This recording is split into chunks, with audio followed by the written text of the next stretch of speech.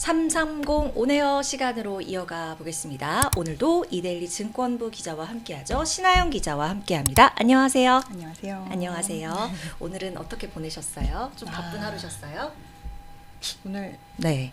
한가하게 요거 방송 준비하면서 한가하다고 네, 하면 어떤 이야기를 전해드릴까 어떨지. 고민을 하면서 방송에 집중을 하시느라 조금 더 그 맞습니다. 부분에 집중을 했다는 말씀이시군요. 맞습니다. 떨지 않기 위해서 조금 이렇게 마인드 컨트롤을 하면서 왔습니다. 그러셨군요. 전혀 떠는 기색이 없으시니까 더 자신감 있게 저와 같이 이야기 나눠주세요. 알겠습니다. 네, 오늘 아주 중요한 주제를 갖고 오셨더라고요. 오늘 이제 10시 전후로 해서 이제 나오니까 올해 첫 하는 금통위가 열렸는데 결국 여기서 기준금리 동결 결정이 됐습니다. 맞습니다. 이거 시장 예상대로였나요?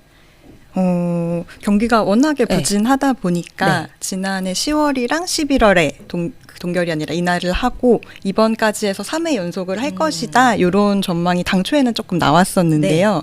이제 최근 들어서 내수도 안 좋지만 환율이 너무 높은 상황이니까 동결을 할 가능성도 있지 않을까라는 게 최근에 나온 시장 전망이었던 것 같아요. 그렇군요. 네. 외신도 그렇게 좀 봤어요?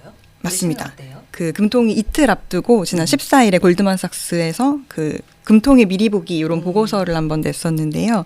골드만삭스는 1월에도 금리를 인하할 거다라고 전망을 했었어요. 그래서 1월에 이어서 2분기랑 3분기에 각각 25bp씩 인하를 할 거고 그 근거는 내수 부진 그리고 지금 정치적 불확실성 때문에 투자 심리가 너무 악화됐다. 요렇게 성장 둔화가 됐다. 요렇게 진단을 했었습니다. 네. 사실 이번에 인하를 했으면 3회 연속 인하를 하는 거였습니다. 그리고 이게 2008년 그때 금융위기 이후로 처음, 처음인 그런 사례가 될 뻔했는데 그것은 이미 아닌 것으로 이제 결정이 된 건데 맞습니다. 일단 작년 11월에 그때 기준금리 인하를 한 것도 단행을 한 것도 내수 부진을 이유로 들면서였는데요. 그러면 이번에는 동결을 한 가장 큰 이유 앞서 조금 힌트를 주셨지만 상세히 설명해 주세요. 네. 지금 하는이 가장 딜레마에 빠져 있었던 게 네.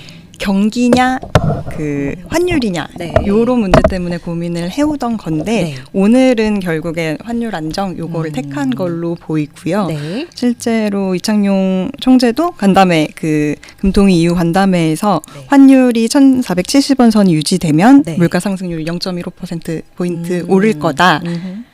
또 이렇게 언급을 하면서 환율 부담을 조금 줄이기 위해 한 결정이라는 거를 언급을 했었고요. 네. 하느니 기준금리를 낮추게 되면 지금 가뜩이나 달러 강세가 이어지고 있는 상황에서 워낙 약세가 더 심해질 거고 또 고환율 환경에서는 환차손 때문에 외국인도 국내 증시를 떠나게 되고요. 아마 그런 거를 조금 고려한 결정이지 않았나 싶습니다. 그러게요. 이창용 총재 발언하는 거 봐도 이제 경기만 보면 인하했어야 맞지만 여러 가지 정치적인 우리 국내 정치 불확실성도 있고 한 번은 쉬어간다 이런 취지로 말을 했던 것 같습니다. 맞습니다. 그러니까 고환율 부담이 참 크긴 큰가 봐요. 네. 네. 실제로 이 총재도 간담회에서 이번에 경기에 중점을 뒀으면 인하하는 게 맞지만 이번에는 조금 대외 불확실성이 크기 때문에 이렇게 결정을 했다 말씀하신 것처럼 네. 그렇게 언급을 했고요. 근데 금통위원들 전원이 3개월 내에는 금리 인하하는 게 맞는 방향이라고 오늘 다 얘기가 나왔다고 또 얘기가 나왔습니다. 네.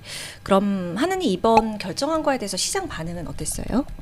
보통은 주식시장에서 금리 인하에 민감하게 반응하는 업종은 예. 뭐 IT나 기술 같은 성장주 아니면 네. 바이오주, 건설 같은 업종이 꼽히는데요. 네. 오늘은 아까 설명해 주신 것처럼 미국 장이 좋아서 오늘 전반적으로 모든 네. 시장의 업종이 괜찮았기 때문에 또 시장이 한국의 금리보다는 어쨌거나 미국 시장을 더 크게 반영하고 더 중요하게 보고 있는 게 맞기 때문에 오늘은 뭐 금리 영향 이런 것보다는 대체로 오르는 네. 모습이었습니다. 네.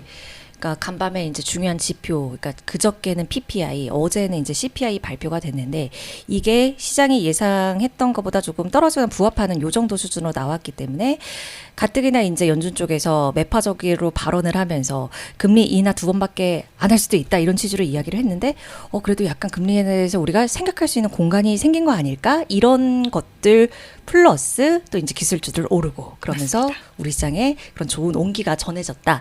이 미국 쪽 영향에 조금 더 민감하게 반응을 했다고 설명을 해줬습니다. 자, 그렇다면 증권가에서는 어떻게 바라볼까? 이 한은의 금리 동결을 어떻게 평가하는지 어떻다고 하던가요? 일단은 그 휴식이 불가피하다. 그러니까 한번 쉬어간다. 네. 이런 취지의 결정에는 대부분 공감을 하는 분위기였고요. 예. 불확실성이 커진 만큼 일단 환율 리스크를 먼저 안정시키고 그 뒤에 조금 도모하는 게 낫겠다. 이런 방향성에 대부분 공감을 하는 것 같았고 그래도 기존에 전망했던 올해 연내 3회 인하 요 컨센서스에는 큰 변화가 없는 것 같더라고요. 그래서 대부분 오늘 보고서 내놓고 제가 통화해본 대부분의 전문가들이 다 2월에는 금리 인하의 가능성이 크다. 요렇게 전망을 했습니다. 아, 그렇군요. 2월에는 금리 인하 가능성이 높다라고 주요 증권사에서 증권업계에서는 이렇게 분석을 하고 있습니다. 그렇습니다. 이 기준금리와 환율은 우리 금융시장 전반에 아주 큰 영향을 미치는 이슈인 만큼 우리 주토피아 구독자 여러분들이 꼭 챙겨보셨으면 하는 마음에서 신하영 기자가 이 주제를 오늘 다뤘다고 합니다. 오늘은 여기까지 듣겠습니다. 신하영 기자 고맙습니다. 네, 감사합니다.